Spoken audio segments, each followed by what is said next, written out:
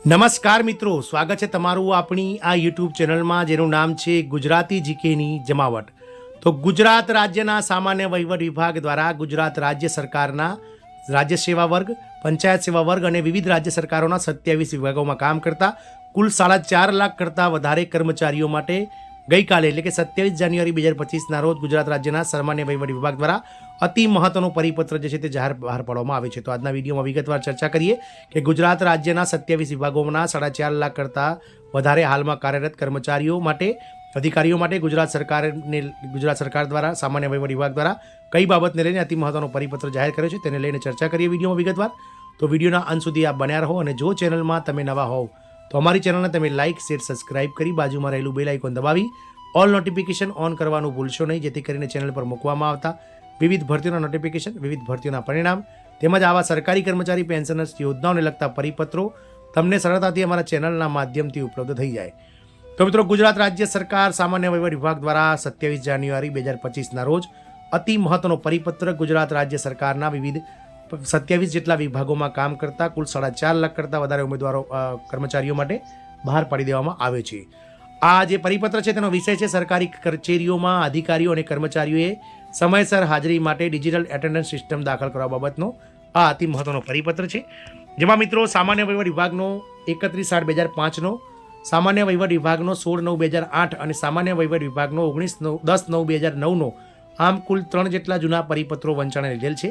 પરિપત્રની વાત કરીએ તો વંચાણે લીધેલ પત્ર ક્રમાંક 2 અને 3થી સચિવાલયના વિભાગો તેમજ અન્ય સરકારી કચેરીઓમાં અધિકારીઓ અને કર્મચારીઓ તેમની જગ્યાએ હાજર રહેવામાં નિયમિતતા અને શિસ્ત જાળવે તેમજ સરકારી કામકાજમાં કાર્યક્ષમતા વધે તેમજ નિયમિત અને નિષ્ઠાપૂર્વક ફરજ બજાવતા અધિકારીઓ કર્મચારીઓ પ્રોત્સાહિત થાય તે હેતુસર સરકારી કચેરીઓ માટે જરૂરી સૂચનાઓ પ્રસિદ્ધ કરવામાં આવેલ છે.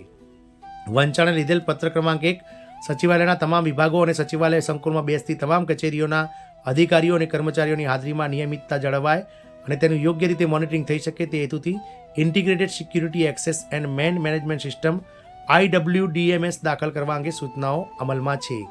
વાત કરીએ મિત્રો, અધિકારીઓ અને કર્મચારીઓનું હાજરીનું વધુ સારી રીતે અને સરળતાથી નિયમન થાય તે માટે તેમજ મોડા આવનાર અધિકારી કર્મચારીઓ પર નિયંત્રણ રહે તે માટે ડિજિટલ એટેન્ડન્સ સિસ્ટમની વ્યવસ્થા વિજ્ઞાન અને પ્રૌદ્યોગિક વિભાગના પરામર્શના દાખલ કરવાની બાબત સરકારશ્રીની વિચારણા હેઠળ હતી.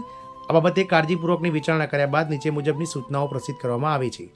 પહેલી સૂચના છે મિત્રો, પ્રાયોગિક ધોરણે નવા સચિવાલય સંકુલના તમામ વિભાગો, કલેક્ટર ઓફિસ તેમજ DDO ઓફિસ, ગાંધીનગર, કર્મયોગી ભવન અને ઉદ્યોગ ભવનની સરકારી કચેરીઓએ અધિકારીઓ અને કર્મચારીઓની હાજરી માટે તારીખ 1 ફેબ્રુઆરી 2025થી ડિજિટલ એટેન્ડન્સ સિસ્ટમનો અમલ કરવાનો રહેશે. ત્યારબાદ સરકારની અન્ય કચેરીઓમાં ડિજિટલ એટેન્ડન્સ સિસ્ટમનો અમલ કરવાનો રહેશે.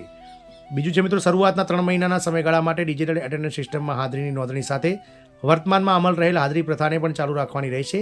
આ સિસ્ટમ સંબંધિત તમામ કાર્યવાહી અંગેની વ્યવસ્થા વિજ્ઞાન અને પ્રૌદ્યોગિક વિભાગે કરવાની રહેશે. ત્રીજું છે મિત્રો, ડિજિટલ એટેન્ડન્સ સિસ્ટમથી office location mapping, mark attendance tracking અને ડેટા એનાલિસિસ તેમજ રિપોર્ટિંગની સુવિધા આપવામાં આવશે.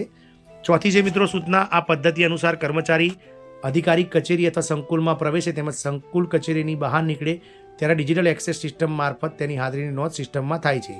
પાંચમું છે, દરેક વિભાગે ઉક્ત પ્રોજેક્ટના અમલીકરણ અને દેખરેખ માટે સંબંધિત વિભાગના નાયબ સચિવ શ્રી મહેકમ દ્વારા single point of contact SPOC તરીકેની કામગીરી કરવાની રહેશે.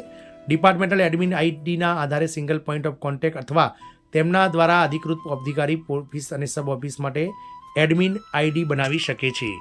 છઠ્ઠું છે મિત્રો, કર્મચારી અધિકારી પાસે સ્માર્ટફોન ન હોય તો વેબકેમનો ઉપયોગ કરીને હાજરી નોંધાવવા માટે એટેન્ડન્સ આઈડી બનાવવાનું રહેશે. આ માટે સંબંધિત વિભાગે IT અંગેના કોમ્પ્યુટર, વેબકેમ જેવા જરૂરી સાધનોની ખરીદી કરવાની રહેશે. સાતમી સૂચના છે, GIL દ્વારા ગુજરાત ઇન્ફોર્મેટિક લિમિટેડ દ્વારા વિભાગના સિસ્ટમ મેનેજરને ઓનબોર્ડ કર્મચારીઓ માટે તાલીમ આપવાની રહેશે અને જો કર્મચારી અધિકારીને કોઈ સમસ્યા હોય તો સિસ્ટમ મેનેજર દ્વારા તકનીકી સહાય પૂરી પાડવાની રહેશે.